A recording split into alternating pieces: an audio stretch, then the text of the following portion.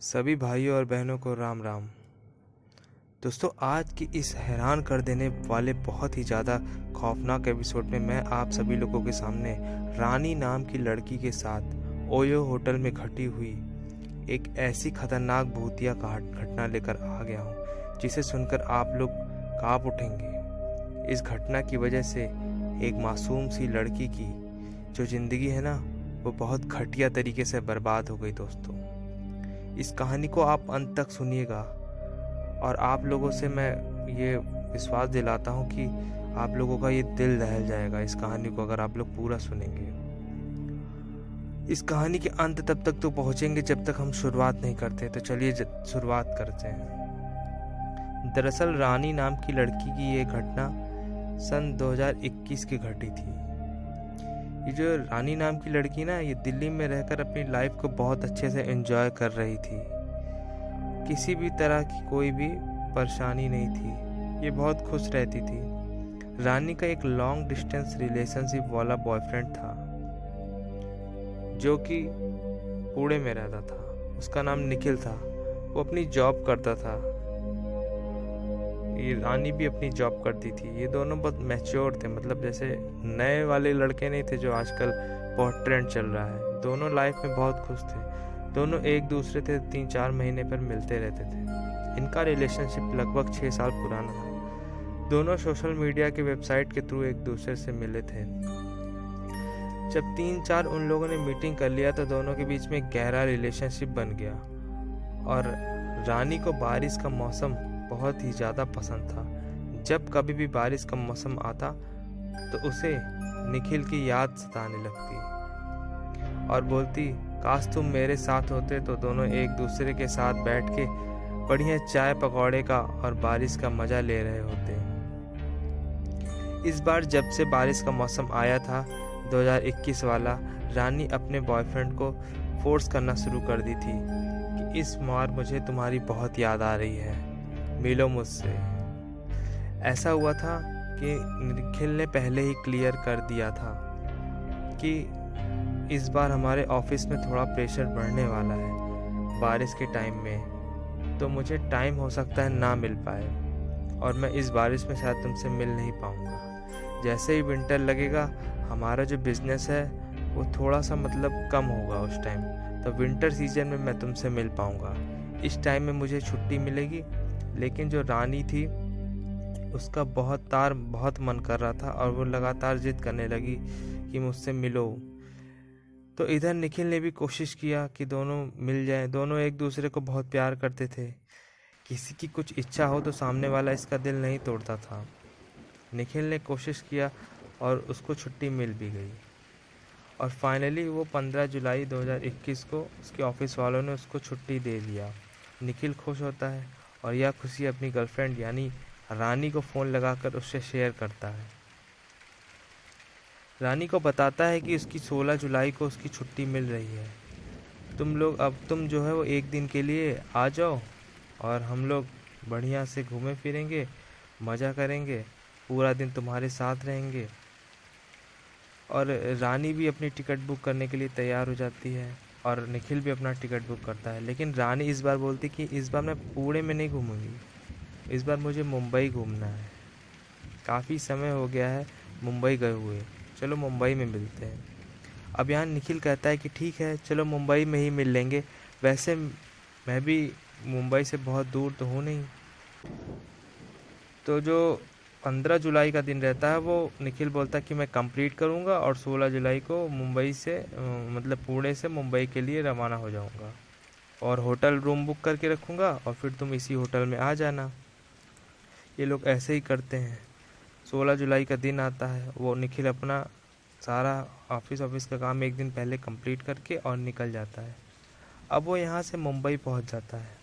रात के समय वो होटल ढूंढने की बहुत कोशिश करता है, लेकिन बड़ी मुश्किल से ही एक ऐसा ही मतलब नॉर्मल होटल उसको मिलता है जहाँ पर ठीक से पानी भी नहीं आ रहा था और जो बिस्तर था उसमें भी खटमल दौड़ रहे थे, मतलब चादर वादर बहुत गंदी थी। जैसे तैसे करके वो 16 जुलाई की रात वहाँ पर काट देता है। लेकिन जैसे 17 जुलाई की सुबह आती है और रानी यहाँ पर लैंड करती है मुंबई में, तो यहाँ से अपने वो जो निखिल था होटल से वो चेकआउट कर देता है और बोलता है यार ये होटल बहुत बेकार है, यहाँ कोई फैसिलिटी नहीं है, हम कोई दूसरा होटल देख लेंगे। रानी बोलती है चलो ठीक है, जिसमें तुम्हारी खुशी।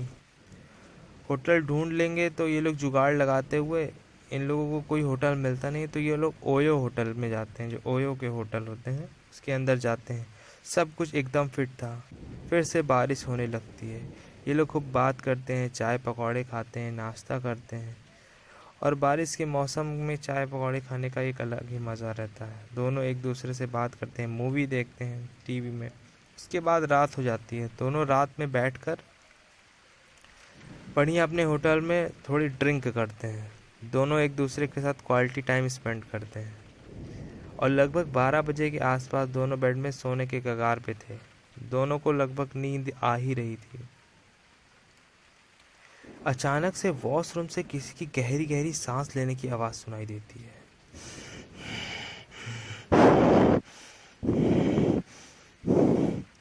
दोनों घबरा जाते हैं कि वॉशरूम से इस तरह से सांस कौन ले रहा है। धीरे धीरे करके नितिन उठकर वॉशरूम की तरफ जाता है। तो जो अचानक से वॉशरूम का नल था वो चालू हो जाता है।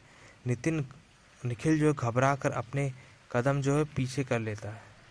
और रानी भी घबराई हुई थी।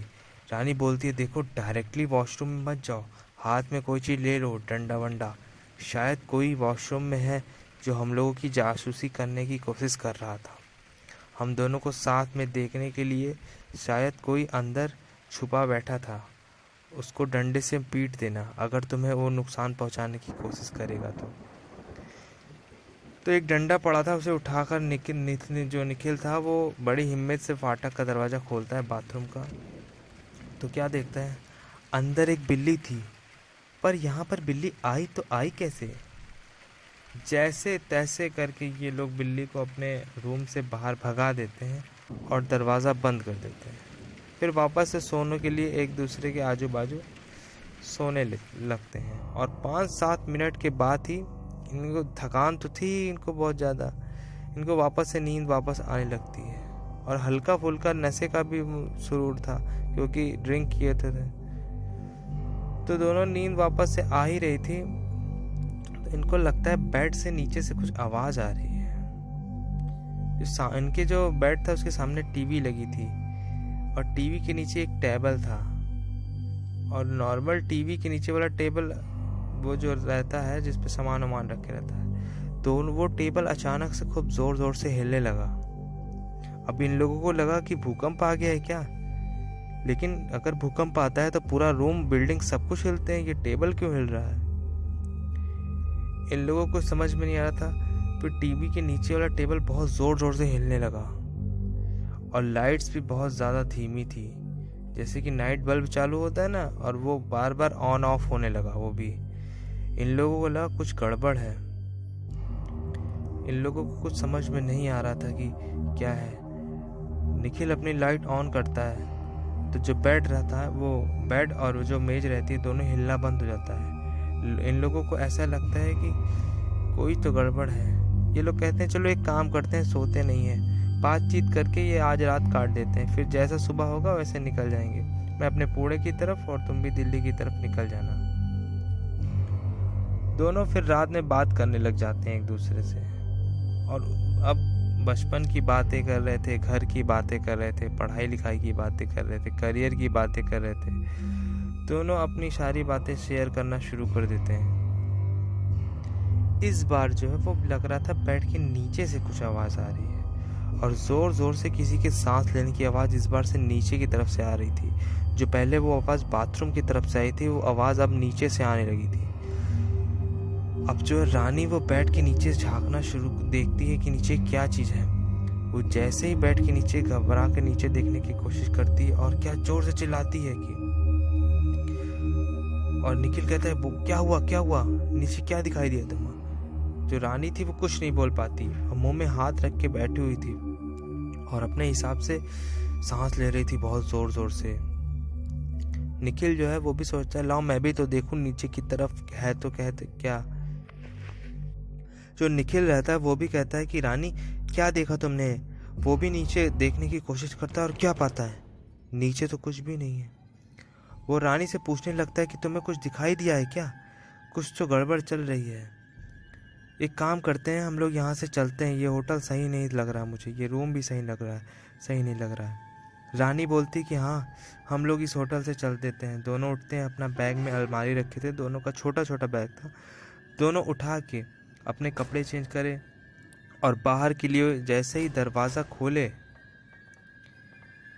और दरवाज़ा जो अलमारी का तो वो खोले कि अलमारी के अंदर से इन लोगों को एक ठक ठक ठक ठक करने की जैसे किसी की आवाज़ सुनाई दी। जैसे कोई जानवर होता है ना जंगली, उस तरह की मतलब जानवरों की आवाज़ सुनाई देने लगी। ये दोनों घबरा गए कि अरे अलमारी के अंदर कोई है क्या। और इन लोगों को कुछ समझ में नहीं आ रहा था, ये लोग थोड़ा डरने लगे। अंदर से गुर्राने की आवाज़ आने लगी, जैसे कोई भेड़िया या कुत्ता गुर्राता है, और ये आवाज़ थोड़ा सा तेज़ हो गई। तो ये दोनों बोले कि बैग वैग छोड़ो, हम ऐसे ही भागते हैं। दोनों भागकर लाइट ऑन कर दिए थे और दोनों भागकर अपने रूम के दरवाजे के पास पहुंचे और दरवाजे खोलने की कोशिश कर रहे हैं, लेकिन दरवाज़ा खुल ही नहीं रहा था। दोनों एक दो बार ठोक रहे हैं। जो साइड में अलमारी रखी थी वो ज़ोर ज़ोर से हिलना शुरू हो गई थी। हिलते हिलते वो अलमारी जो है बहुत ज़ोर ज़ोर से गिरने गई इन लोग के बगल में ही। और इन लोग के बगल में जो ज़ोर से अलमारी गिरी तो रूम की सारी लाइट जो है वो बंद हो गई। डर के मारे इन लोग के अंदर एक खतरनाक डर पैदा हो गया और ये लोग दरवाज़ा खोलने की बहुत कोशिश कर रहे थे, लेकिन दरवाज़ा खुल ही नहीं रहा था। इन लोगों को कुछ समझ में नहीं आ रहा था कि क्या करें। बहुत ही ज़्यादा सन्नाटा हो गया था। दोनों डर के मारे काँप रहे थे और दोनों फिर से दरवाज़ा खोलने की कोशिश में लग रहे थे। दरवाजे का जो लॉक था वो खोलने की पूरी कोशिश कर रहे थे, लेकिन दरवाजे का लॉक खुल ही नहीं रहा था। दोनों चिल्ला रहे थे लेकिन किसी को सुनाई नहीं दे रहा था। फिर ये लोग देखते हैं कि वॉशरूम का दरवाज़ा खुलता है और वॉशरूम की तरफ से कोई आ रहा था और कोई इन लोगों को आता हुआ दिखाई देता है। वो इंसान इनके कमरे के अंदर ही था। उसका चेहरा नहीं दिख रहा था, बस उसकी काली काली परछाई दिख रही थी। रानी जो देखती है, देख के बहुत ज़्यादा डर जाती है और बोलती है, निखिल वो देखो सामने क्या चीज़ है। निखिल जैसे ही पलट कर देखता है कि कोई आ रहा है उधर से, काली परछाई। निखिल बोलता है, कौन हो तुम? हिम्मत करके बोलता है, और यहाँ कैसे घुस आए? इतने में जो वो परछाई थी वो उसकी स्पीड बहुत तेज़ी से बढ़ जाती है और वो निखिल की तरफ आकर निखिल का गर्दन पकड़ लेती है। अब निखिल छुड़ाने की बहुत कोशिश करता है। नेहा भी ऐसे छुड़ाने की कोशिश करती है, लेकिन कुछ समझ में नहीं आ रहा कि किसने पकड़ा है। और निखिल का वो गला पकड़ा था। निखिल की आंखें पलटने लगी थी और निखिल की थोड़ी देर में कोई रिएक्ट नहीं कर रहा था और वो गिर पड़ता है ज़ोर से। इतने में जो रानी थी वो चिल्लाती है ज़ोर ज़ोर से, दरवाज़ा पीट कर चिल्लाने लगती है ज़ोर ज़ोर से।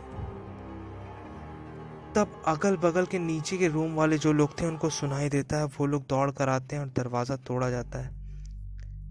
इतने देर में जो रानी थी वो निखिल की नाक पर उंगली रखकर देखती है कि निखिल को क्या हुआ। निखिल को बहुत उठाती है, पानी वानी वो डालती है, लेकिन निखिल कोई रिस्पॉन्स नहीं दे रहा था। अब वो परछाई भी गायब हो चुकी थी।